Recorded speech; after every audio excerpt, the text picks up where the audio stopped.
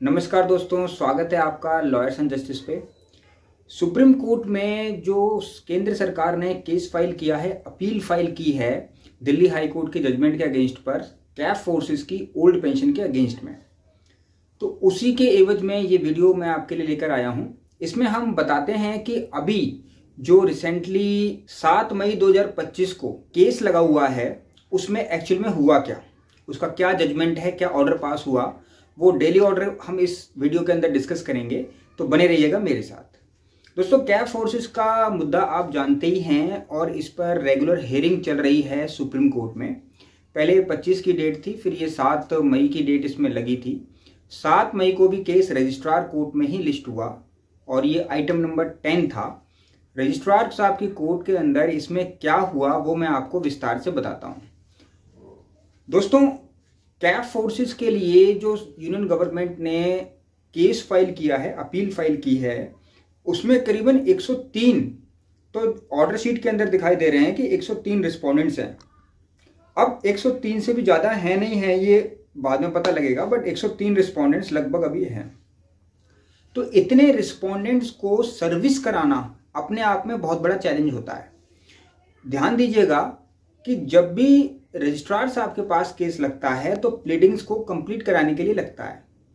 अब प्लीडिंग का मतलब ये हो गया कि सभी लोग अपने एफिडेविट्स फाइल कर लें, सभी को सम्मन्स हो जाएं, काउंटर एफिडेविट जो फाइल करना है सभी को वो फाइल करें। उसके बाद जब प्लीडिंग्स कंप्लीट हो जाती हैं तब वो प्रॉपर कोर्ट में जाता है केस और उसकी ऑनरेबल सुप्रीम कोर्ट उस पर सुनवाई करेगा। अब पॉइंट यहाँ पर ये आ रहा है कि पिछली बार जब 25 तारीख को ये केस था तो उसमें लास्ट अपॉर्चुनिटी दी थी गवर्नमेंट ऑफ इंडिया को कि आप इन रिस्पोंडेंट्स को सर्विस कराएं। वो रिस्पोंडेंट्स थे 71 और 74 नंबर पे। तो सबके सीक्वेंस होते हैं ना, 103 रिस्पोंडेंट्स अगर हैं तो 1 पे कौन है, 2 पे कौन है, ताकि वो क्लैरिफाई हो जाता है कि इस रिस्पोंडेंट को सम्मन्स नहीं मिले हैं। अगर किसी रिस्पोंडेंट को नोटिस या फिर सम्मन नहीं मिलते हैं तो फिर वो अपना रिप्लाई फाइल नहीं कर सकते और उस केस को रिप्रेजेंट नहीं कर सकते, जो कि अपने आप में एक डेफिशिएंसी माना जाता है। अब इशू इसमें ये आया कि लास्ट अपॉर्चुनिटी दी गई थी पिछली डेट पे 71 और 74 को के लिए कि आपको इनको सर्विस करानी है। उसके बाद हुआ ये कि अब जो रिसेंटली जो जजमेंट जो ऑर्डर पास हुआ 7 मई 2025 को, तो उसमें ऑर्डर में ये लिख के आया है कि 71 और 74 जो रिस्पोंडेंट हैं उनका सर्विस का रिकॉर्ड, यानी उसको सर्विस हुई है नहीं है, वो सर्टिफिकेट रिकॉर्ड पे नहीं आया। अब ये क्या होता है कि ये सुप्रीम कोर्ट के अंदर जो एक तरीके से एक डिपार्टमेंट है जो इसको देखता है।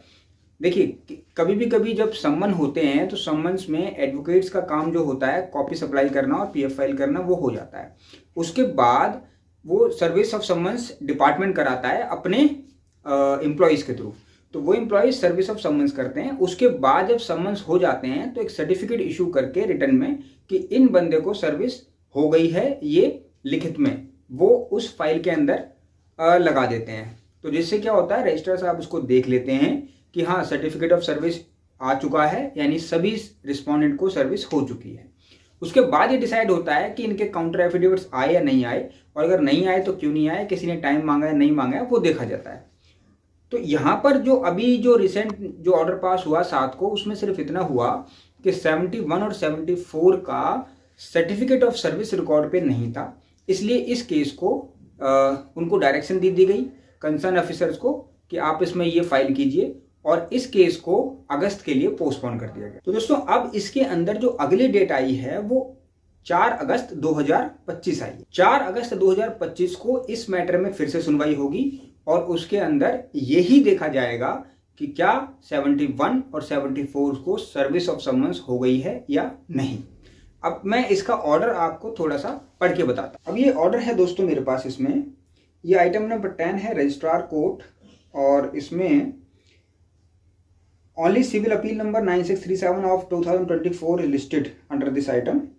इसमें जो ऑर्डर हुआ वो ये हुआ कि respondent number 1 to 70, 72, 73 and 75 to 103 are duly represented, यानी जो बाकी रिस्पोंडेंट्स थे उनको रिप्रेजेंट किया गया by their respective councils.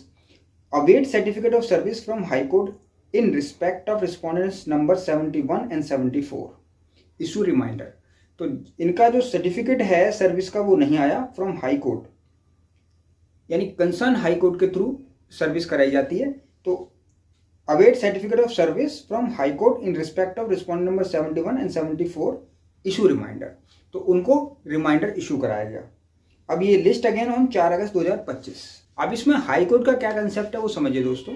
Supreme court का जब कोई ऑर्डर पास होता है तो उसमें वो सर्विस कराने के लिए ज़्यादा टाइम वेस्ट नहीं करना चाहते, इसलिए वो इस तरीके से ऑर्डर पास करते हैं कि सपोज कीजिए कि किसी हाई कोर्ट में किसी का केस चल रहा था, उस हाई कोर्ट के पास उस व्यक्ति की सारी डिटेल्स होती है जब केस फाइल करते हैं तो वो कंसर्न हाई कोर्ट के थ्रू सर्विस करा देता है कि आप इसको इन्फॉर्म कर दीजिए। नोटिस या समन्स इन्फॉर्म करना ही होता है ऑफिशियली कि आपके अगेंस्ट में एक ये केस है या प्ली दाखिल हुई है, आपका इसमें क्या कहना है, आप आइए और बताइए। तो वो ऑफिशियल एक तरीके से बुलावा है कोर्ट का, तो वो हाई कोर्ट के थ्रू करा देता है। इसलिए यहाँ पर बोला गया है कि हाई कोर्ट के द्वारा सर्टिफिकेट ऑफ सर्विस फाइल नहीं हुआ है, इशू रिमाइंडर, यानी रिमाइंड कराया गया उनको कि आपको ये फाइल करना है, कृपया इसको फाइल करें। तो अब जो भी है वो उसमें स्टेप उठाया जाएगा। अब फिलहाल ये जो केस है वो 4 अगस्त 2025 के लिए स्थगित हो गया है। दोबारा से 4 अगस्त 2025 को ही रजिस्ट्रार साहब की कोर्ट में ही इस पर सुनवाई होगी, और अगर प्लीडिंग्स कंप्लीट हो जाती हैं, सर्विस कंप्लीट हो जाती है, तो फिर ये सुनवाई के लिए आगे जाएगा दोस्तों। तो ये अब तक की अपडेट थी इस पर। आप लोग मुझसे कमेंट्स आ रहे थे कि इस पर एक वीडियो बना के मैं आपको बताऊं, तो ये इसका वीडियो है एक्यूरेट।